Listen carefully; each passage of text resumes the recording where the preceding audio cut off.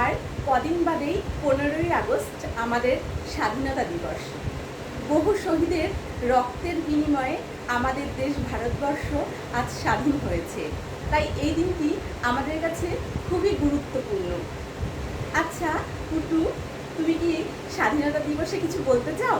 না, একদম না না, তুমি একটা বলো না, ভয়ের কিচ্ছু নেই পুটু, একটা বলো তুমি। হ্যাঁ বেশ, বলছি তাহলে এখন শুরু করি। আচ্ছা আচ্ছা, চেষ্টা করে ঠিক আছে।